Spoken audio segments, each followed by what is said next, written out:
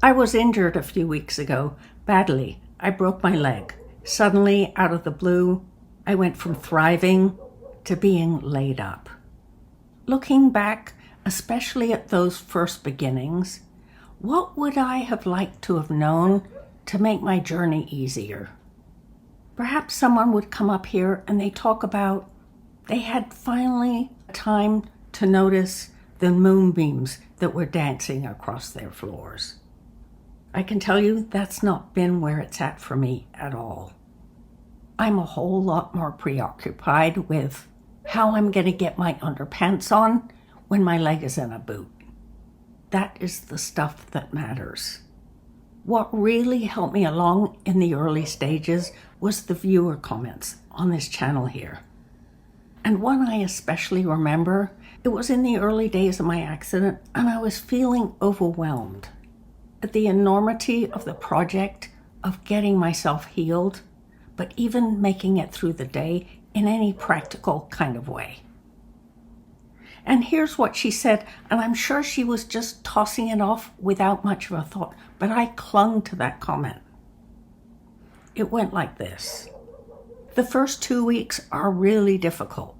After that, it gets easier. And she was right. But at that point, I had no idea that there could be a trajectory to the healing process. Sure, if I had the flu or recovering from a surgery, I could see that. But a broken leg, disabled, that had never happened to me before. So I couldn't quite visualize. I want to spend time talking today about the physical and practical aspects of being suddenly disabled. Things I wish I had known. And why didn't I know them? I don't see them discussed, so here I am. I want to talk about what I learned. And no magical moonbeams here. In fact, I defy you to look at my pretty floors and see any kind of moonbeam, sunbeam, any of that. My floors are that grubby. And that's kind of my point here. I live now in a world of crumbs and spills, and they're not a priority. Because who I am is how I move, what I think, what I feel. And that's what I'm going to share.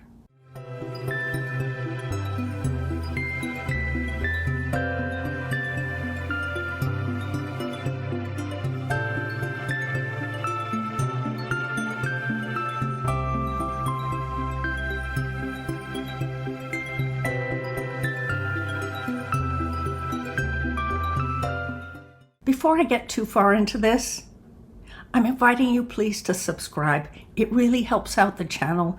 It lets YouTube know that we seniors really appreciate authentic material that applies to us, not the fake stuff.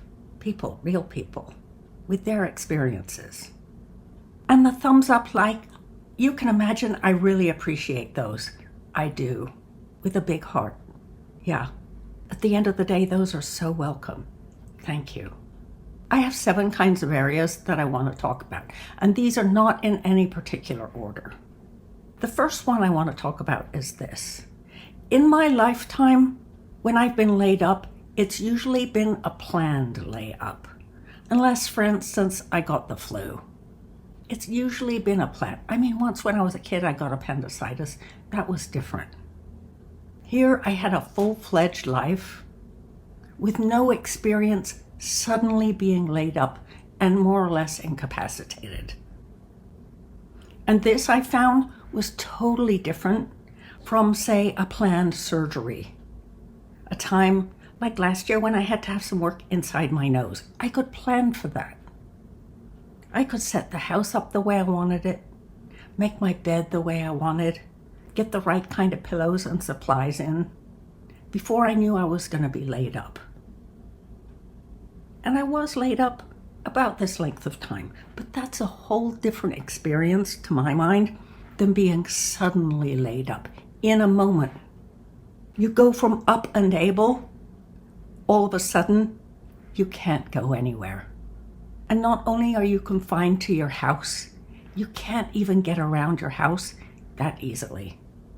Because now suddenly you only have one leg where you started the day with 2.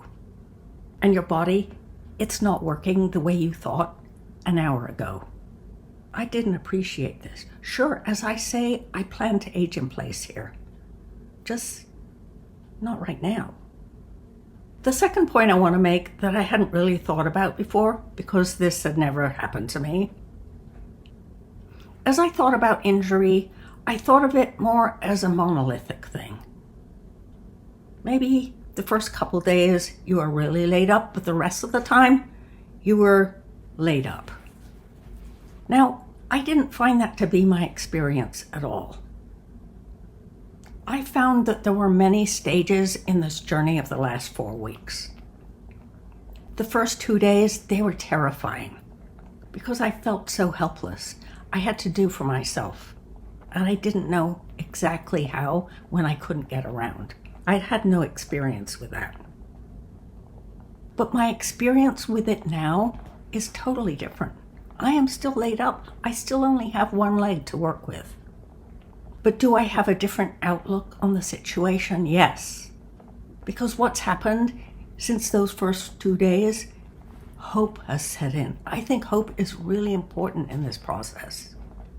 Because I could tell day after day that somehow or other I was healing. I could feel the heal.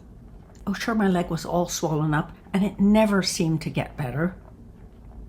But I felt somehow better day by day. I didn't guess the impact of that when this journey started.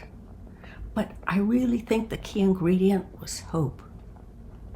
My incremental improvement, the feeling about myself in this, it gave me hope, and that hope has driven me. My third point is related to that, and it's hard for me actually to disentangle from that point. I have really been impressed by the adaptability of the human organism. I've been amazed, and honestly, I never considered this before. Here's how it went for me. As I mentioned, the first few days, they were really difficult. I was afraid my good leg would break because I was having to use it as a solo leg. My hands hurt from using the walker. They hurt a lot. The muscles under my armpits were torturous from hefting myself up on the bars on the walker. Oh, I could curse all I wanted every time I needed to take one step. But as I mentioned, I fueled myself with hope. Over the course of 4 weeks, but especially in the last few days, I've noticed how much stronger I've become. I mean, physically stronger, since I've had to get around on only one leg. My one working leg now used to be a lot weaker. I had all kinds of issues. In my hip, in my knees, in my muscles. I'd torn my quad twice. That leg never really worked very hard for the last few decades. But it works really well now because I put it to work. And it managed.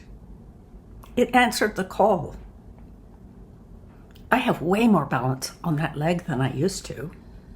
And that bodes well for me going forward. That will help me age in place. It's made me safer that leg is stronger. And as for my arms that I mentioned I was tortured with the first few days, oh, and I know I would still be tortured with them if I had to use my walker incessantly, I now have muscle on my arm. And when I call for my arms to work, they work way better than they used to. I mean, they tell us seniors we need to be lifting weights, and I was very slack about that. But here I've been lifting my body weight over the last 4 weeks, and my upper arms have answered the call.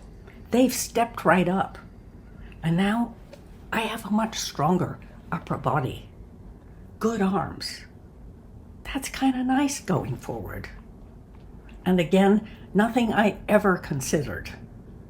These pieces, that piece too, it gives me hope for my later years. I've built myself up. That's good for my safety and comfort. I'm much more adaptable than I ever realized I could be. And I never considered the positive effects of being injured. I had never thought about that before. But let me tell you, it's quite brightened my heart. And it's given me a certain kind of confidence that I didn't have before. Don't get me wrong, I wouldn't have had this accident if I'd had a choice, but I do have more confidence. My fourth point. I found out when I got back from the ER and entered my home, I had done a lot of really good planning. My home really suits someone who's disabled. It's all on one floor. I have a disabled bathroom and many features on purpose that are designed to facilitate living here if I'm not 100%. But here's where I was less good at preparation. I didn't consider having a sudden accident. And you might think, what do you mean? You could have had a stroke, a heart attack, or you could have broken your leg like you did. Those are sudden. Well, I seriously didn't contemplate how different those might be and what kinds of preparations I could put in place that would accommodate those kinds of disabilities. And really, I don't have an answer for them. I do know now I'm a bit more thoughtful about what kind of systems worked for me with this accident, but there were a few things I wish I'd had in place. I wish I'd had a plan ahead of time for food. I don't mean any old food. I have plenty of food in the house to last me a few days. But what I didn't have is food that I would actually eat. And I didn't have any food that I could conveniently grab.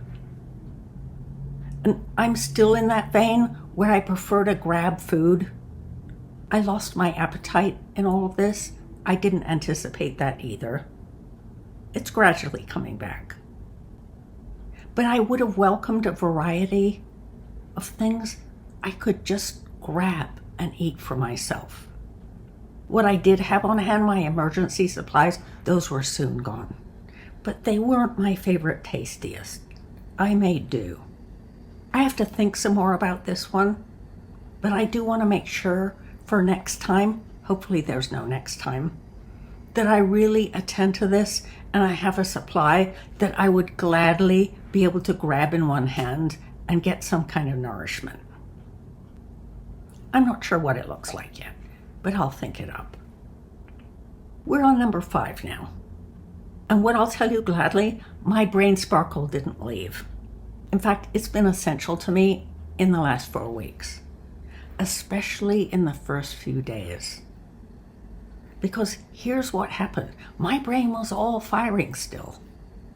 That never went away. That quite impressed me now that I think about it. So I could put my head to work immediately and use my research skills to figure out things that would really help me out. Within a day or two, I had ordered for myself one of those tricycles that you get where you put the knee on the saddle and you pedal with the good leg. I had it here in no time. It did get lost on the way, so that killed a day and I was desperate. But when I finally got it, oh, I'm just so thrilled. And it's really made these last 4 weeks happen. But I was able to do that with my brain and my research skills and to make it happen fast. My brain caught me a really good one. And you know, it's so cute. And there's nothing quite like having a bicycle. It's like being a kid with a new tricycle. And that feel of bicycle, the moving easily, gliding through space, I have that on my little tricycle. And I can still take pleasure in that in my healing state. And folks, if you've ever taken one of those things to the grocery store, it is the best. Why? Those floors are slick and shiny. You can go zooming around. One pedal with a good leg and you're down the aisle. I loved it, but I had to restrain myself because people looked a little aghast, like I might bump into them. Yeah. I kept forgetting that I might as well be a kid on a skateboard when I was zooming around those aisles. Related to that, my number 6. I didn't worry from the get-go about pinching pennies. Actually, I'm very surprised at myself for this. Normally, if I'd been laid up after surgery, I might get myself one treat item. Something that would help me feel good while I was recovering. Oh, like one of those warmy rice bags, a nice pillow, a new pillowcase, something like that. But for some reason, this time around, when I was suddenly laid up, in that first week, I didn't worry so much about pinching pennies.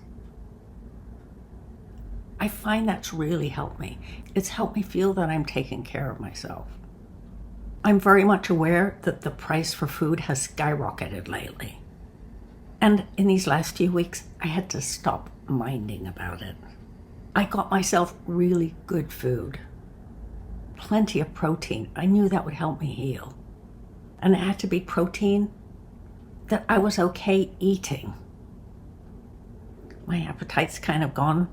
It had to be something that I could make quickly and that would satisfy what little appetite I had. So in these few weeks, I have kind of paradoxically spent more money on food than I was used to. But it's really high quality food, and it's helping me heal. And that's worked out for me very well. But I am quite surprised at myself for not fussing about it. Item number 7, and this is related to that. There was one area in particular that I haven't been stingy about. Not for a moment. I was able to get someone to help me out who's furloughed right now from a government job. Just a few hours a week. What I found early on, she's fabulous with dogs. And after she'd been here for a visit, Brecky was transformed. She let him jump all over her, played around with him, made him run all over the yard, gave him treats, just enjoyed him for a couple of hours or so a week. And it's made such a difference. I had noticed that Brecky would be glum if I was in a state of needing to heal. Well, I couldn't have that much interaction with him because I don't have a lot to work with right now, but I'm also afraid of getting re-injured. I really need to get better. And I hadn't really noticed because it was so gradual that he was getting lower and lower in his brightness about the world. But the moment I hired that young person, just those couple of hours, he was transformed. I noticed the difference. I made sure she's come back a couple of times a week, just for that. And if that was another area where I didn't worry too much about the outlay, that was totally worth it. This was a new discovery for me to figure out that my pet, my dog who loves me to death, that he needed to be energized when I couldn't do that myself. He needed to be energized to be him. And he loves his new friend. He loves that I'm here with him when he can enjoy his new friend. Perfect combination for his wellness, not just mine. Worth every cent. I know from all your lovely comments during the last 4 weeks when I got injured that many of you viewers have had experiences yourselves with suddenly getting laid up. There's a lot of that at this age, yeah. I'd love to hear about things you've learned. Not tips particularly, but what you found for yourself when you were laid up. Those are things we can all learn from. So share your stories in the comments. And that's enough for now. Don't forget to subscribe, and we'll talk soon, all right? See you then.